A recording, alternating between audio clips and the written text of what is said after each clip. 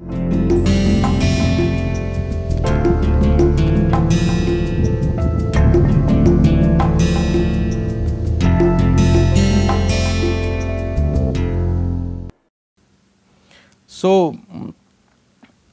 we were talking about cognition and how various theories deal with it.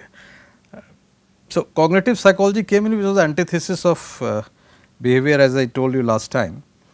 Taking it from there, just to digress a little bit, let us look at the language acquisition thing, what Noam Chomsky, one of the famous leftist philosophers in US, talks about it. If you look at the behaviorists, they would say that there is a stimulus and response. The children will listen to adults, they will imitate and learn it, and then associate with it the object, like they listen to dog and then listen to see a dog and just associate.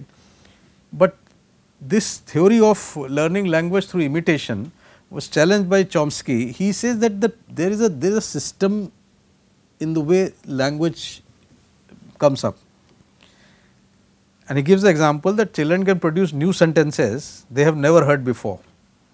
So, that imitation is gone, there is a new combination of words going on in the head which people tend to produce, and almost anybody can produce an infinite number of new sentences, which again people, this is experience.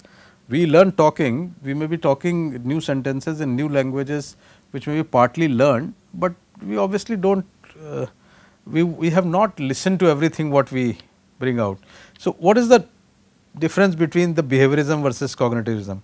Behaviorism says there is a stimulus which goes in, there is a response, and this is the knowledge. Cognitivism says that there is a stimulus, no doubt, because our senses take in information and that goes into our head. But before the response comes out, it is not so simple connection as it is shown here. There is a huge complicated process of cognition, of abstraction, of judgment, of cognition, of will, of intent, everything goes before a response comes out. So, this is the major difference, and this gives huge importance to cognition, thinking. We know all this, you know the computer, the striving for artificial intelligence. Now, they are trying to produce cognitive machines. The whole neural sciences, cognitive neurosciences and brain imaging, they are all based on the cognitive theory and the cognitive psychology that the brain is just not a passive tunnel for taking in something from the sense organs and producing an action. It is more complicated than that, and it is about processing that information, giving it a meaningful existence to that knowledge base, fitting it into schema to develop a thought process, a thinking where it can really work. So, a major assumption in psychology is information processing. Now, we will talk about neuroscience in one of the coming lectures. It is a brain is being seen as not as a passive conduit to behavior, as behaviorist would have loved to believe it, and neither is it like a Freudian unconscious. Freudian unconscious may still be coming true because a lot of neuroscience is indicating towards a big unconscious, but that also does not happen like in the sense of a very gross blocks of information moving. There is a lot of computation which goes on in the brain. The cognition is a result of that computation. Now, this is just a image from the science of early brain development can inform investments in early childhood. So, Freud talked of early childhood. So, this is partly maybe true.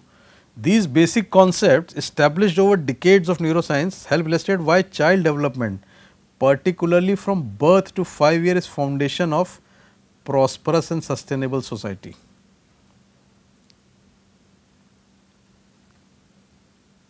Now, if you look, just go back to the various models which we were talking about of Freud, of cognitive development by Piaget, by Vygotsky, then you can put it together.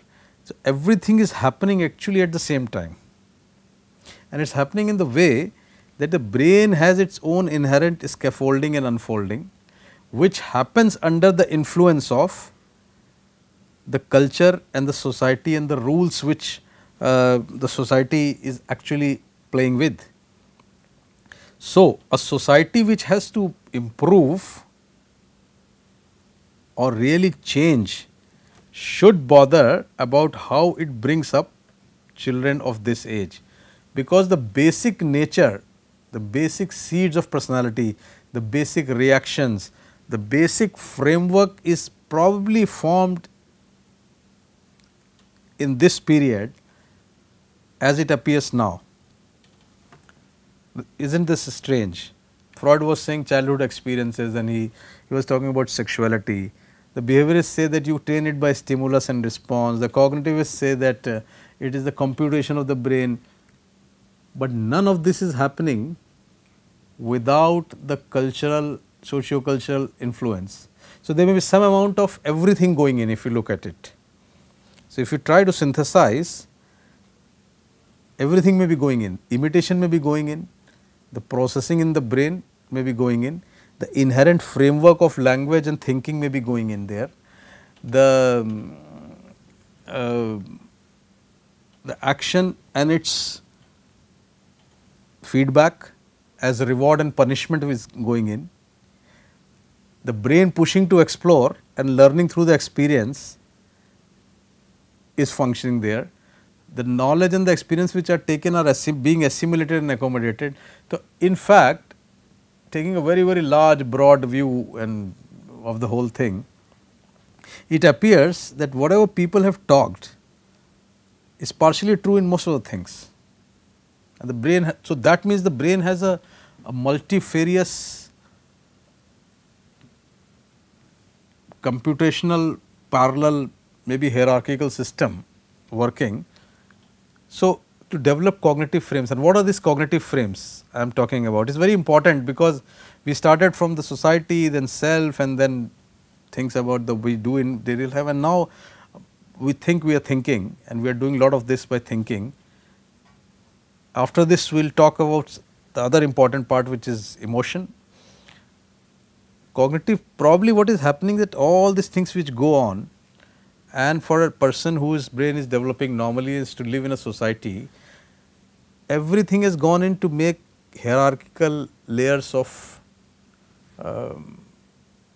thought process, or we call it cognitive frameworks, and people move on with this, the seeds of which, the basis of which, the blueprint of which may have been actually put in the childhood, that 0 to 5 years we are talking. So, what are these cognitive frameworks? Sensory motor. Sensory motor is the earliest for survival, that is food and basic human processes, basic which are universal processes. Everybody smiles, everybody eats. So, these are basic universal processes. Emotion, we will talk about emotion in the next lecture. Memory. So, over this, so you have a memory for these basic processes also, on how to eat, how to cry, how to, all that is like a child, all of us are similar more or less. Your memories operate at multiple levels. There is a motor level, that is body functions, movement and skills.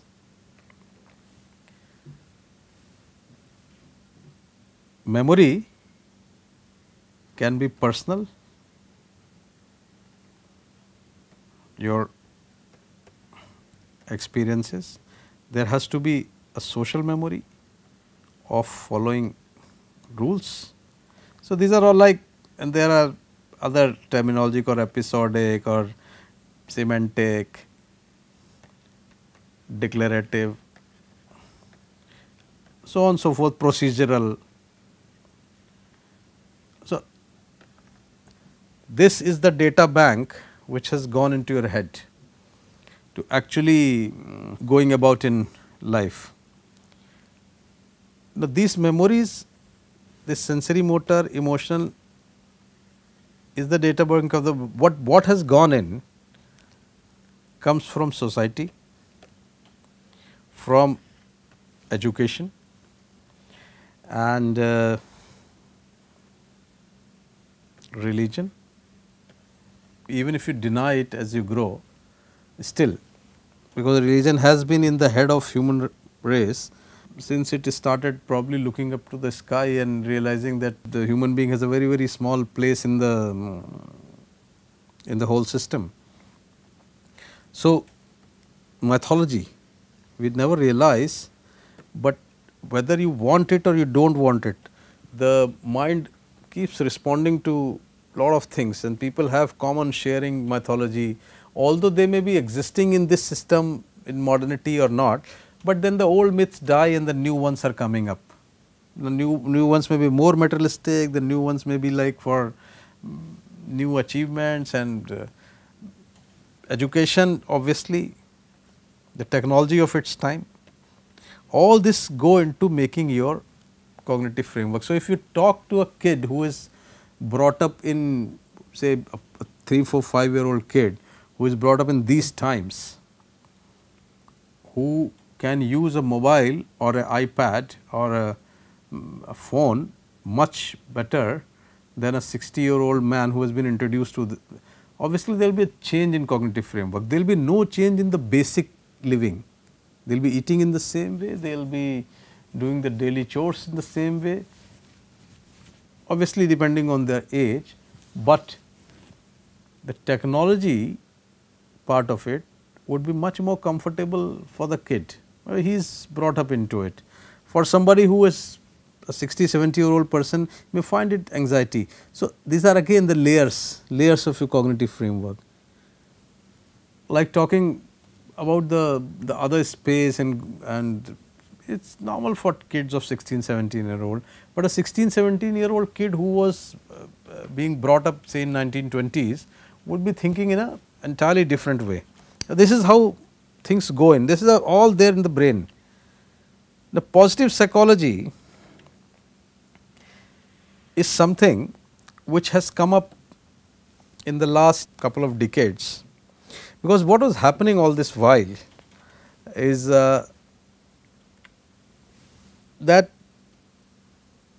as I mean, if you, as I said initially also, that if you really go back and see, there was somebody or some mythology or some religion or some person as a prophet or a guru or maybe a lot of priest or at a local level or at a different as a different structure, they were always teaching people to change, always telling people how to live.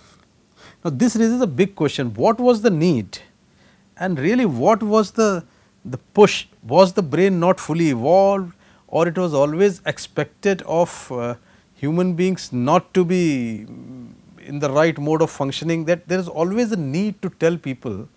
If you look at India, Vedas had this a code of conduct, rituals, although Vedas were having a high abstract thought of questioning the cosmic origins and God and everything, but that was one part of it. Upanishads came and then Gita came and Buddha was teaching, Mahavir Jain was teaching. Simultaneously, if you go to China around that time, Confucius, Lao Tse, and then came Christ and then Prophet Muhammad and so on and so forth. And this was just one part of it. Simultaneously, mythology, the epics, the poetry, the literature of its own time, since man started writing, especially look at Renaissance in Europe, and I mean the whole plethora of knowledge which man has accumulated, and the need to express, it in art, either it was painting of those 40,000-year-old paintings of caves in France, or back home in Bhimpatika or somewhere else.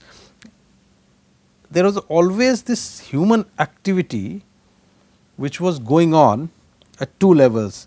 One was the need for expression. We all need to express. Probably it is the need of the brain to express itself. From the first thing, right from I think somebody who discovered fire to the discovery of wheel, to, as I said, cave paintings, or then later on making pyramids or making complicated architecture, till this date when people make animation and Pokemon Go and 7D or 10D films and all that, is a need for expression which has always been there. This is how the brain has evolved. So, keep this push along with the dopamine surge in the brain, which pushes people to explore, to gain knowledge and experience, so that the whole thing keeps you survival. But parallelly, there was always this education to change was going on. But why? So, all this while when the whole process was going on and people were talking about sermons and religion, obviously if you look at it, we can ask a simple question. There is often a debate and people get nostalgic that those times were good and the old times were good. Now, if the old times were really so good, whom was Buddha teaching? Whom was Mahavir teaching non-violence? What was the need for all this?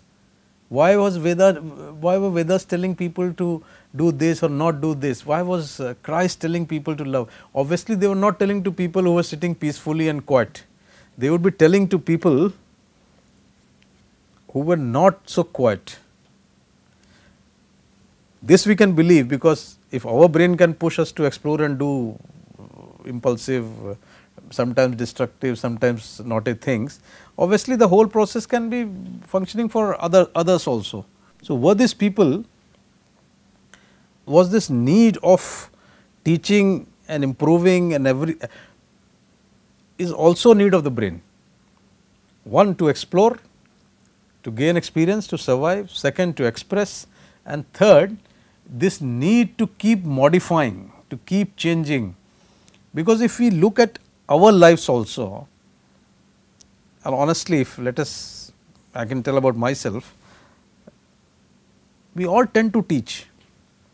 We all given a chance to somebody we want to teach, and we want to keep telling, do this, don't do this way, or why did you, why do we do it? Why can't we just accept in our minds that okay, this person has behaved in a certain way and I have behaved in a certain way, and it is fine, it is fine, we are two people, but we never stop at that. If you look, parents are always telling their kids to do certain things or not do certain things. Religious gurus are always pointing out at their disciples, and you can watch it out. I am not naming anybody personally, but you look at it, the language, they will always tell that you are weak, you have done this, you have done this, and a lot of people obviously they take it seriously. Politicians are telling, science is telling the whole thing in a very, very objective and data driven mode. So, the big question is this need for change inherent to human brain?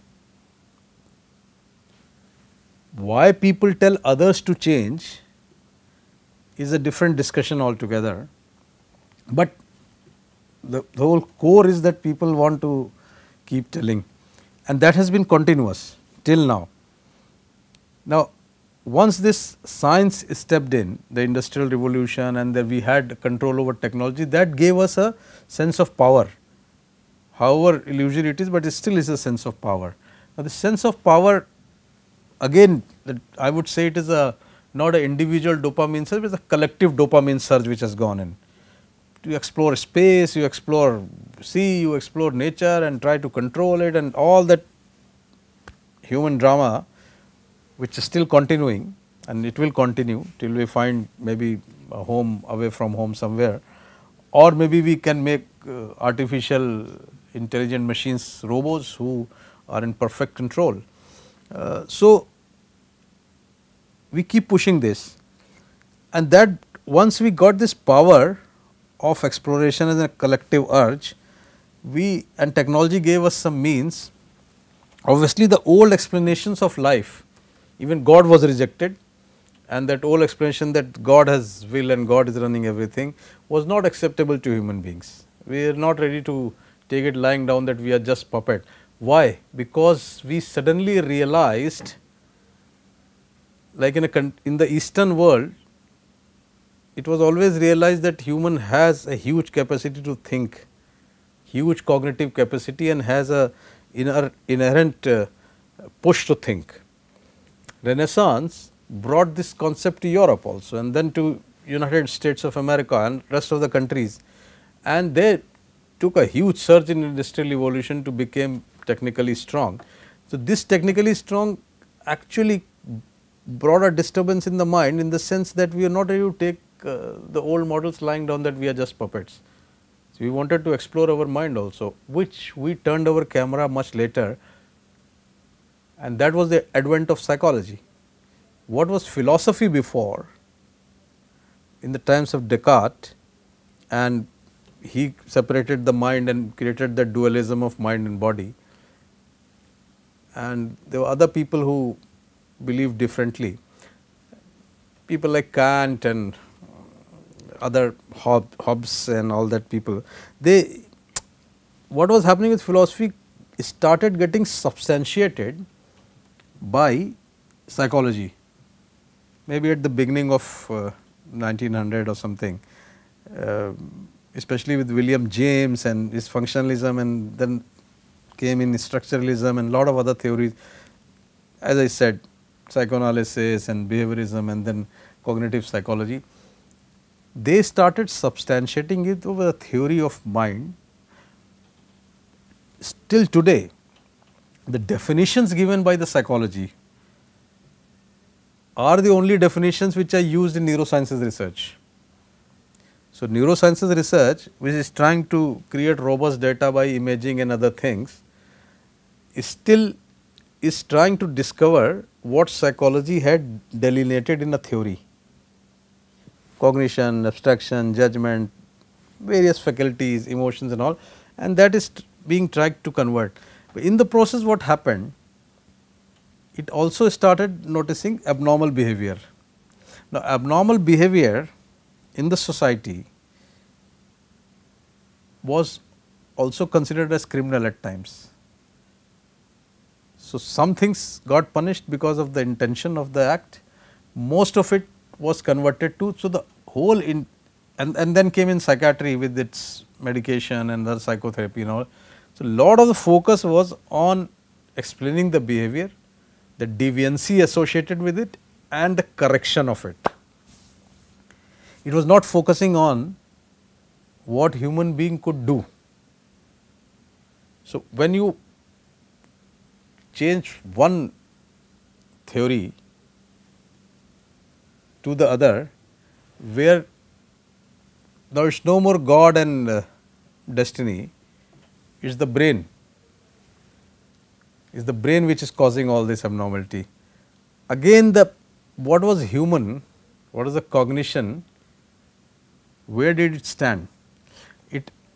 So, the whole thing was geared towards correcting the deviancy. It is only now, after many years, that something like positive psychology has come up. Now, this positive psychology, the positivity already existed in the ancient literature, which always exhorted the human being to think and act, although for the betterment of society, not for maybe achieving your best goals and all that.